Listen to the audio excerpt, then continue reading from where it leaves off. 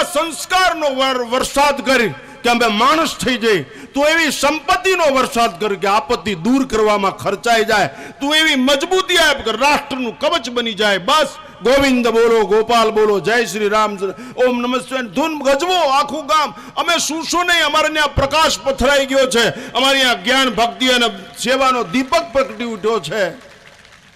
આ ઉજાગરો નહીં, આ જાગરણ છે. અમે ગાંડા નહીં, અમે ફીરા થઈ ગયા છીએ, અમે ફના થઈ જવા તૈયાર છીએ. આ પ્રેમ ઉપર, આ મર્યાદા ઉપર, આ ત્યાગ ઉપર, આ તમારે અહીંયા ત્રણેય છે: રામ મર્યાદા, કૃષ્ણ પ્રેમ, શિવજી ત્યાગ, આદ્ય શક્તિ.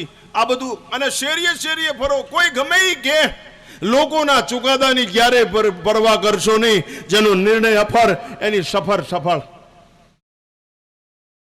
છેલ્લે એક દ્રષ્ટાંત મારો વખતે સમાપ્ત કરું. આ મહાપુરુષોએ જે મહેનત કરી છે. રામબાપુ મને કે ફોનમાં સવારમાં મને ફોન કર્યો, મને કે ઢાંકણ ગુંડા યાદ છે ને?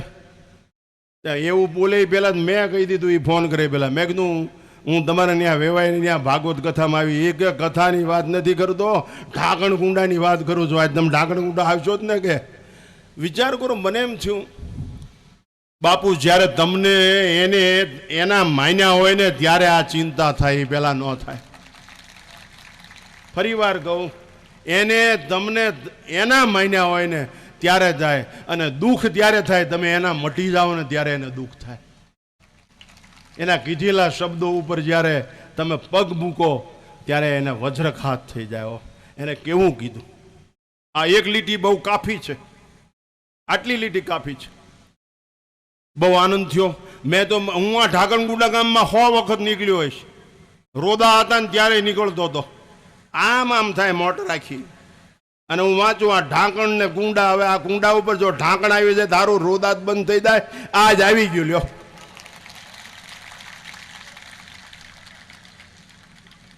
હું આ ગામમાં ઘણી વાર નીકળ્યો, પણ આ ગામમાં આજ આવવાનો અવસર મળ્યો. મેં આજ ઘણા વર્ષો પછી આટલી શિસ્ત વાળી સભા જોઈ. મને આજ ખબર પડી કે અહીંયા માણા બેઠા. માણા. બહુ આનંદ થયો. યુવાન મિત્રો, આજ પ્રતિજ્ઞા લઈ લેજો કે હું મારી બાને, અને આજ પ્રતિજ્ઞા એ લેજો, બે ભાઈ બોલતા ન હોય ને તો અહીં જાહેરમાં આવીને ભેટા પડો અને આજથી પ્રતિજ્ઞા લ્યો. જગતનો તાત આપણા ઘરે આવતો હોય અને આપણા અબોલા હોય તો હાવ થઈ ગયો ને, નક્કી કરી લ્યો. बाकी आ तुम बकता भला गम सुनता भला गाया तबलक गाया फिर चांपा देकर जाया, एनो कोई अर्थ नहीं. आ मेहनत निष्फल न जाए ध्यान रखजो बावलियाओनी. आ मेहनत, आ तमे चादरू उठाड़ीने आ बधाने सन्मान आप्या, मेहनत पछी काल बोल्या के तुम बकता भला गम सुनता भला, ए तू कीधे राखने के आम बाहर निकलीने के काट ले मावो, काट बीड़ी. ओलो दृष्टांत आपू बापू वांदरानु? हे बापू कहता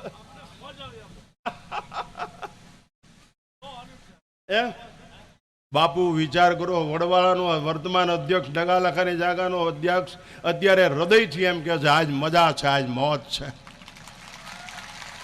तमारी उपर कृपानो वरसाद कहेवाय, खूब वरसाद, सारू कहेवाय. पण मारो स्वभाव एवो छे ने, हूँ खोटी वात क्यारेय स्वीकारतो नथी. मौतथी कोई दिवस डरतो नथी. मौतथी क्यारेय, कारण के मौत आववानुं छे, जीवन हाथमां छे. भणेला शांते मौत आववानुं छे, जीवन हाथमां. यार जीवी ले, राम बोली ले, कृष्ण बोली ले, संतना पग पकड़ी ले, गंगाजल पी ले, गीता माथे राखी ले, रामायण माथे राखी ले, करताल वगाड़ी ले, शमशेर खेंची ले, घोड़ो दबी दे, देशना सार्वभौमत्वने बचावी ले, गाय भांभरथी बंद थई जाय ए काम करी ले, वृक्षो गांगूर खीली उठे. आ करो. તમે તુલસીના પાન પાસે ઉપાડ્યો આટલું કરી શકો એમ છો? એ કેટલો પરોપકાર કરે. અરે લીમડાના પાન પાસે ઉપાડ્યો, અને આવું ન કરી શકતા હો ને તો ખાડામાં પડીને ડૂબીને મરી જાવ. ઘણી પૂર્ણીની જરૂર છે. શું કામ છે? હું તો કહું છું, આ કામમાં છે ને એકવાર એક ડોલ કચરો ઉપાડીને ડબલામાં નાખ્યો ને, એટલું જ કામ કર્યું ને, એને મા બાપને મારા નમસ્કાર છે. બહુ સારું છે.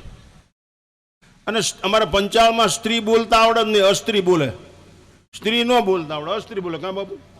સ્ત્રીમાં ને સ્ત્રીમાં કાંઈ ફેર નહીં. સ્ત્રી ગરમ થાય ને એટલે બધી કરતલી ભાંગી નાખે. તમે ગરમ થાવ ને આ બધા લખણ સુધરી જાય.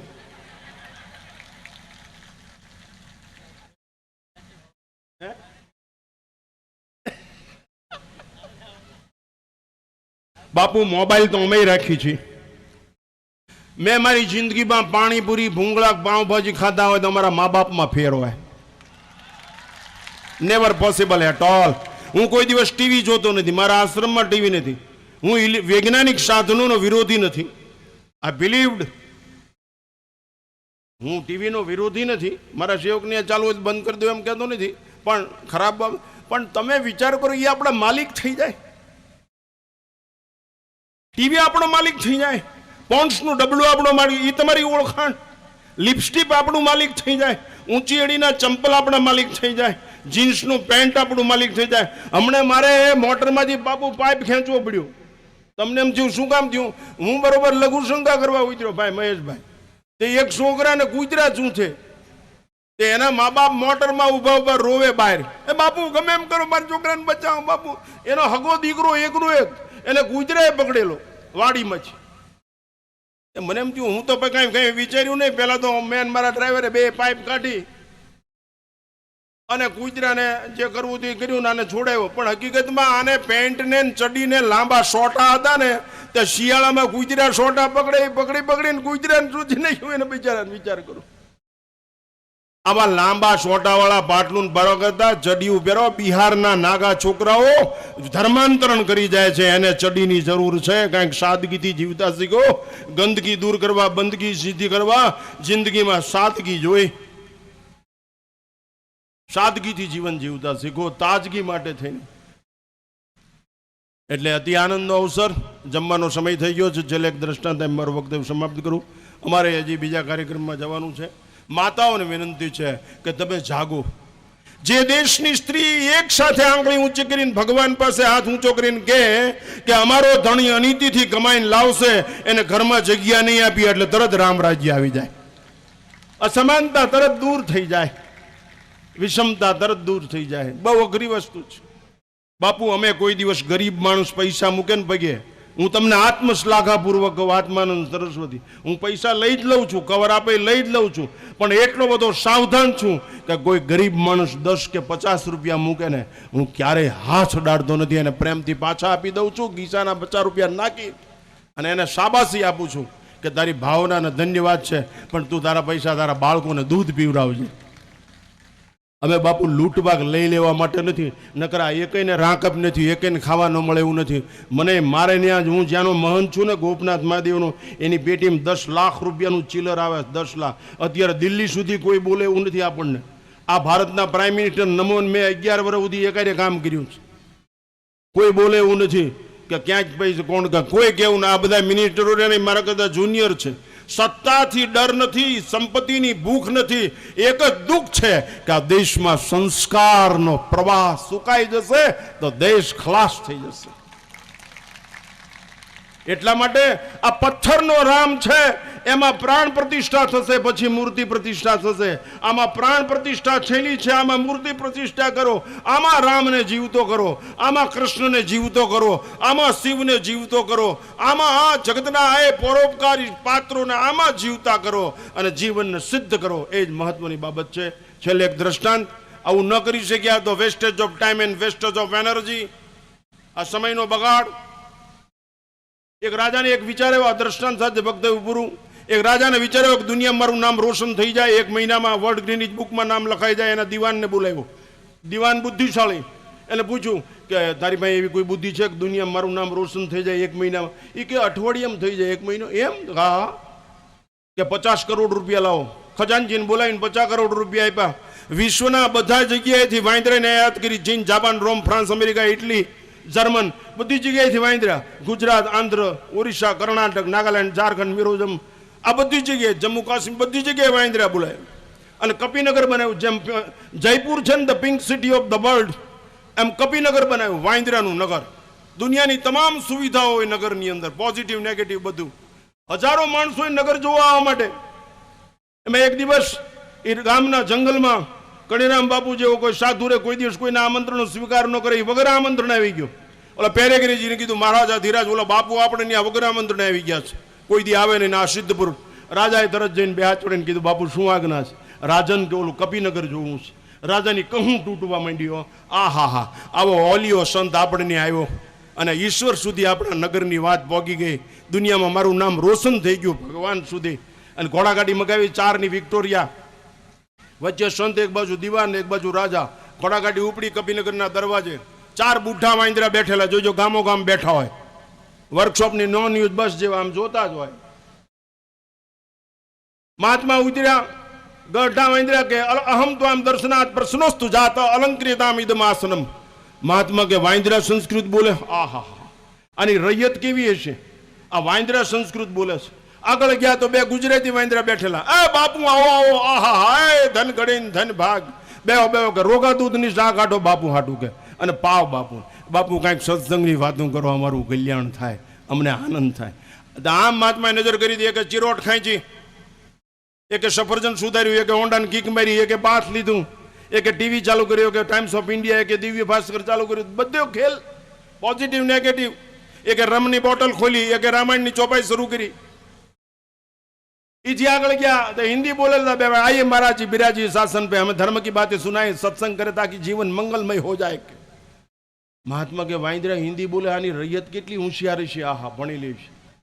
આગળ ગયા 2 મરાઠી વાંદરા બેઠેલા. યા બુआ इकडे बसा, गप बसू नका, मला सांगा मी माणूस होणार का नाही? वांदरा महात्मा के मराठी बोले. आहा.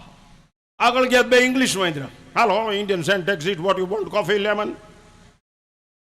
વાંદરા ઇંગ્લિશ. મહાત્મા તો સ્તબ્ધ થઈ ગયા. આના વાંદરા આટલા હોશિયાર છે તો આની પ્રજા કેટલી હોશિયાર ન તૈયાર હશે.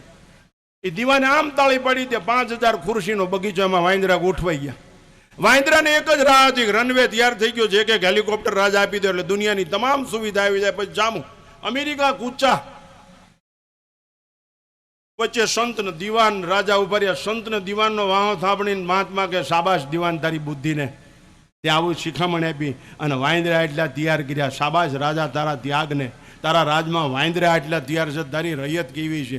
એમ કરતા બાપુએ જોડીમાં હાથ નાખ્યો. બાપુ 5 વટાણા લાવ્યા હતા. એ પડીકું કાઢ્યું બારું, એનું મોંકું ઢીલું આમ કરીને આમ ઉડાડ્યું પડીકું. એ હેઠે પડ્યું 500 વટાણા ને 5000 વાંદરા. ટ્રેનિંગની 80 જાતિ સ્વભાવ મુચ્યતે. વાંદરા બધું ભૂલી ગયા ને વટાણા ને વાંદરા 4 આંખ થઈને તૂટી પડ્યા.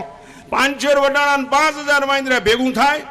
ચાલો ગુજરાતી વાળો કાંઈ કેવી નો છે, મૂકી દઈ જાય ને ટળી દાવો તો ઓલો કે કાંઈ મનતો તે જાય એટલે મારું ટકાય જાય. બોલે ક્યાં સમજતા હે બેકો બદમાશ અડતા. ઇંગ્લિશ વાળો what you mean in your mind, rascal get out. એકબીજાના ઘરમાં કરી ગયા. થોડી અડધી કલાકમાં બહાટી બોલાવી, કપિનગર ખંડેર કરી નાખ્યું. મેદાન સાફ, કરોડોના ખર્ચે તૈયાર કરેલું. આ મૂળ સ્વભાવ ઉપર આવી ગયા, વટલાઈ ગયા, વટાણા પાડ્યા અને આખું ખંડેર થઈ ગયું. મેદાન સાફ થઈ ગયું. સંત ઓલા 2 ને વાહો થાપડીને રાજાનો દીવાનો કે રાજન, સંત દીવાનને કે દીવાન, આ મહેનત માણા હાટું કરાય, માણા હાટું વાંદરા હાટું ન કરાય, વાંદરા હાટું મહેનત ન કરાય.